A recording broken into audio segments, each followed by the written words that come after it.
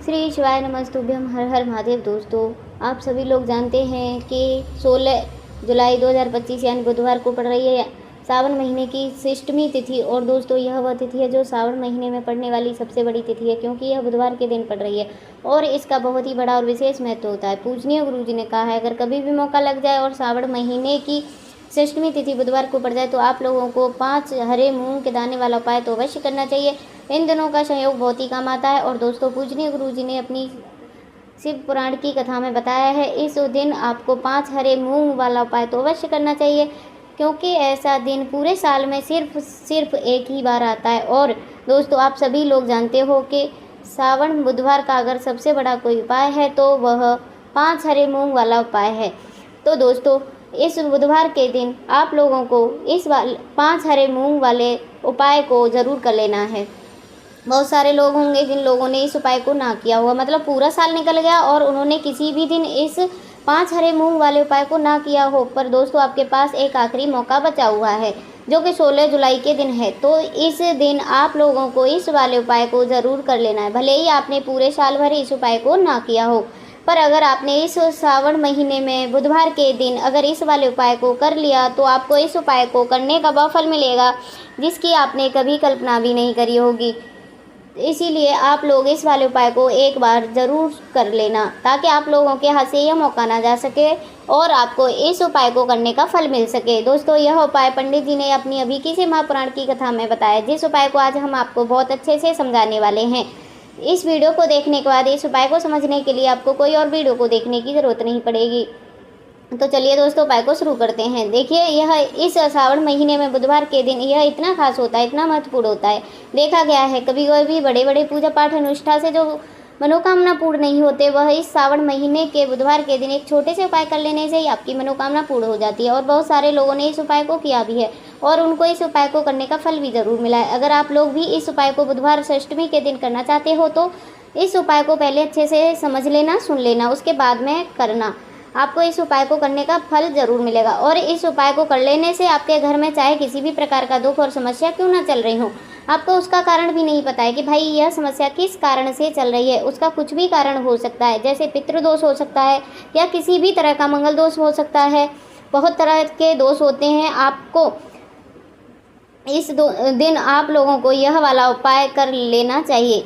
यह एक ऐसा उपाय है जिस उपाय को कर लेने से किसी भी विशेष दिन पर किया जाए तो भाई उस विशेष दिन का जो है वह तो हमें मिलता ही मिलता है, पर हमने उस दिन पर इस उपाय को किया है तो हमें उससे भी बड़ा फल मिलता है और फल बहुत जल्दी मिलता है, क्योंकि आप इस उपाय को बहुत ही बड़े और विशेष दिन पर कर रहे हो। तो चलिए अब उपाय के बारे में बात कर लेते हैं, लेकिन उससे पहले आप लोग को यह जानना आवश्यक है कि आखिर यह उपाय किस समय करना है, किसको करना है और कैसे करना है। तो चलिए हम आगे आपको वीडियो में एक एक करके बता देते हैं। लेकिन उससे पहले अगर आप लोग हमारे चैनल पर नए हैं तो हमारे चैनल को सब्सक्राइब कर लेना और इस वीडियो को लाइक करके कमेंट बॉक्स में श्री शिवाय नमस्तुभ्यम ओम नमः शिवाय ज़रूर टाइप कर देना। अपने फ़ायदे के लिए, गरीबी दूर करने के लिए इस वीडियो को पूरा देख करके जाना, तभी आपको लाभ की प्राप्ति होगी। यदि आज आपने वीडियो को बीच बीच में से देखा, काट कर देखा, तो आपको जीवन में कभी सफलता हासिल भी नहीं होगी। तो दोस्तों, इस 5 हरे मूंग वाले उपाय को हमें इस बुधवार के दिन कैसे करना है, किसको करना है, किस समय करना है और कहां पर करना है, ये सारे सवालों के जवाब आपको इस वीडियो में मिल जाएंगे। और जो यह वीडियो देखेगा भाई उसे 5 हरे मूंग वाले दाने वाले उपाय को ज़रूर करना है, क्योंकि इस दिन एक हरे मूंग के दाने का भी बहुत और बड़ा विशेष महत्व होता है। और जब बात आ जाए 5 हरे मूंग के दाने की तो यह सोने पर सुहागा वाली बात हो जाती है और यह एक बहुत बड़ा उपाय हो जाता है इस सावन बुधवार का। अब हम समझाते हैं इस वाले उपाय को हमें किस समय करना है। इस 5 हरे मूंग वाले उपाय को हमें इस बुधवार के दिन करना किस समय है। तो देखिए, इस उपाय को करने का जो समय है वह सुबह का समय है और शाम का समय भी है। अब देखिए, यहाँ पर हम मुख्य रूप से सुबह का समय नहीं बोलेंगे, क्योंकि 16 जुलाई बुधवार षष्ठमी का दिन है और इस दिन प्रदोष काल के समय का बहुत महत्व होता है। बाकी अगर सुबह के समय भी करेंगे तो भी अच्छा होगा, उसमें कोई दिक्कत वाली बात नहीं है। तो चलिए जानते हैं इस विशेष उपाय के बारे में। लेकिन सबसे पहले एक प्रार्थना, अगर आप इस चैनल पर नए हैं तो इस वीडियो को लाइक कर लें और चैनल को सब्सक्राइब कर लें। अब हम अपने सबसे पहले उपाय की बात कर लेते हैं। देखिए, हम सभी के घरों में माता तुलसी जी का पौधा अवश्य होता है। तो देखिए, हमें तुलसी जी के पौधे से सबसे पहले तो 3 पत्ते तोड़ने हैं। देखो, एकादशी वाले दिन आपको तुलसी जी के पत्ते नहीं तोड़ने। देखिए, तुलसी जी के आपको 3 पत्ते तोड़ लेने हैं और इन तुलसी जी के पत्तों को तोड़ने के बाद आपको 1 चुटकी हल्दी भी अपने साथ में ले लेनी है। हल्दी के अंदर आपको जल मिला करके पेस्ट के रूप में तैयार कर लेना है और इसी के साथ में आपको 1 दीपक भी ले लेना है। दीपक आप मिट्टी का भी ले सकते हैं, आटे का भी ले सकते हैं और इस दीपक में आपको शुद्ध घी डाल करके इसमें लंबी रुई की बाती का प्रयोग करना है। देखिए दोस्तों, आपके पास है 3 तुलसी जी के पत्ते। तो पहला जो तुलसी जी का पत्ता है उस पर आपको सबसे पहले तो जो आपने हल्दी ली है उसकी 1 बिंदी लगानी है। और पहला जो तुलसी जी का पत्ता है, आपके घर में भगवान विष्णु की कोई भी चाहे स्वरूप हो, चाहे लड्डू गोपाल जी का स्वरूप हो या श्री भगवान की आपके घर में प्रतिमा हो या फिर श्री राम की प्रतिमा हो, उनके सामने आपको पहला तुलसी जी का पत्ता अर्पित कर देना है। अब देखिए दोस्तों, आपके पास जो 2 तुलसी जी के पत्ते हैं और आपके पास जो 1 दीपक है, उन्हें आपको लेकर के पहुंचना है अपने ही घर में तुलसी जी के घेरे के पास में। सबसे पहले तो आपके पास जो तुलसी जी के पत्ते हैं उन पर भी आपको हल्दी की 1-1 बिंदी लगानी है और उन दोनों तुलसी जी के पत्तों को आपको अपने घर के तुलसी जी के पौधे के वहाँ पर अर्पित कर देने हैं। और इस प्रकार से यह दोनों पत्ते भी तुलसी जी के पौधे के पास अर्पित करने के बाद अंत में जो आपके पास 1 लंबी बाती का दीपक है, इसे आपको तुलसी जी के पौधे के पास में ही प्रज्वलित कर देना है। जो भी व्यक्ति अपने ही घर में इस प्रकार से तुलसी जी के 3 पत्तों का यह उपाय करता है तो उसका परिवार हमेशा खुश रहता है, उसके परिवार में कभी भी कोई कष्ट उत्पन्न नहीं होता है और यदि आपके घर में जो भी ग्रह क्लेश हैं वह भी समाप्त होते हैं। तो इस प्रकार से यह सुंदर सा उपाय करना है। अब बात करते हैं अगले उपाय की। देखो, यदि आपके जीवन में आर्थिक संकट बहुत अधिक हो रहे हैं, धन की समस्या लगातार जीवन में बनी हुई है, 1-1 रुपये को प्राप्त करने के लिए आपको बहुत अधिक मेहनत कर रहे हो, तो आज रात्रि में सोने से पहले आपको यह उपाय, चमत्कारी उपाय, दीपक वाला उपाय अवश्य करना है। या फिर यदि आपका जो व्यापार है, बिजनेस है, दुकान है, वह अच्छे से नहीं चल पा रही है, तो आज रात्रि में इस विशेष दीपक का उपाय आपको अवश्य करना चाहिए। देखो दोस्तों, दीपक हमारे घर में सभी नकारात्मक शक्तियों को बाहर करता है। यह उपाय आपको साल में केवल 1 बार करने का मौका मिलता है। देखिए, इस उपाय के लिए आपको तुलसी जी की जो सूखी लकड़ी होती है उसे ले लेना है। देखिए दोस्तों, यदि आपके पास पुरानी तुलसी जी की लकड़ी है तो उसे आप ले सकते हो और यदि आपके घर में तुलसी जी की जो लकड़ी है वह सूखी हुई है तो उसकी लकड़ी आप तोड़ सकते हो, के इस्तेमाल कर सकते हो। लेकिन आपको ध्यान रखना है कि सूर्यास्त से पहले ही आपको यह जो तुलसी जी की लकड़ी है उसे अवश्य ही तोड़ लेना है। तो इस उपाय के लिए आपको सबसे पहले तो 1 मिट्टी का दीपक लेना होगा, चाहे आप आटे का भी ले सकते हो, क्योंकि आटे का दीपक भी सभी दीपकों में सर्वोत्तम माना गया। इस दीपक के अंदर आपको शुद्ध घी का प्रयोग करना है और इसके दीपक के अंदर आपने जो तुलसी जी की लकड़ी ली है उसे भी रख देना है। लेकिन यह जो तुलसी जी की लकड़ी है इसमें आपको चारों तरफ अच्छे से घी लगा लेना है। देखिए, गुरुजी ने बताया कि जो भी तुलसी जी की लकड़ी यदि आप उपाय करते हो और बहुत शीघ्रता से जल जाती है तो इसके लिए आपको एक कार्य करना है।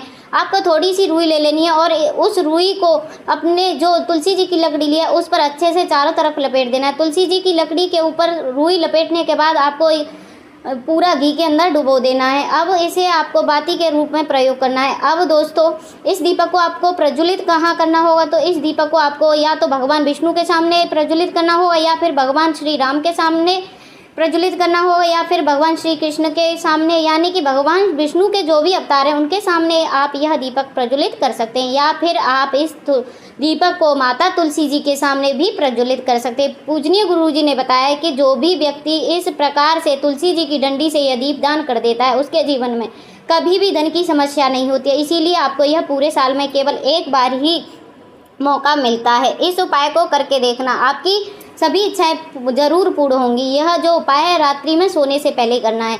यह उपाय आपके लिए सर्वश्रेष्ठ होने वाला है। देखिए, इस उपाय के लिए आपको मात्र 5 हरे मूंग के दाने लेने। देखिए, तिथि है और यह बुधवार के दिन पड़ रही है, इसीलिए आपको 5 हरे मूंग के दाने लेने हैं। हरे मूंग के दाने आपको साबुत लेना है, खंडित नहीं होने चाहिए, इस बात का भी ध्यान रखना है। और इसी के साथ में आपको एक तांबे के पात्र के अंदर अपने घर से शुद्ध जल लेना है। अब देखो, इन सभी सामग्रियों को लेकर के आपको सीधे पहुंच जाना है भगवान शिव जी के मंदिर में।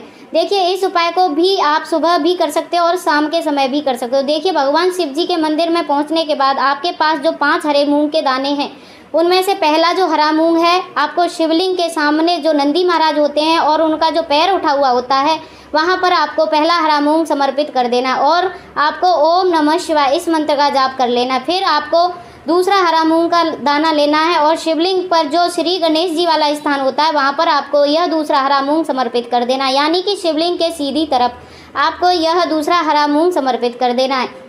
और फिर आपको ओम नमः शिवाय फिर या श्री गणेशाय नमः इस मंत्र का जाप कर लेना है। तीसरा हरा मूंग का दाना आपको भगवान शिव की सबसे प्यारी पुत्री माता अशोक सुंदरी वाले स्थान पर समर्पित करना है। शिवलिंग की जो जलाधारी होती है, जहाँ से जल बह करके आता है, उसी जलाधारी के बीच में जो कहीं कहीं लाइन उठी होती है, सांप की आकृति होती हैं, आपको तीसरा हरा मूंग समर्पित करना देना है। और फिर आपको ओम नमः शिवाय इस मंत्र का जाप कर लेना। अब दोस्तों चौथा जो हरा मूंग का दाना है उसे आपको भगवान कार्तिकेय जी के स्थान पर जो होता है ना शिवलिंग पर, वहाँ पर आपको यह चौथा हरा मूंग का दाना समर्पित कर देना है और आपको ओम नमः शिवाय इस मंत्र का जाप कर लेना है। अब दोस्तों आपके पास जो पांचवा और अंतिम हरा मूंग का बचा हुआ है उसे आपको जल के पात्र के अंदर डाल देना है और इस हरे मूंग से युक्त जल से आपको भगवान शिव जी की शिवलिंग का अभिषेक कर देना है।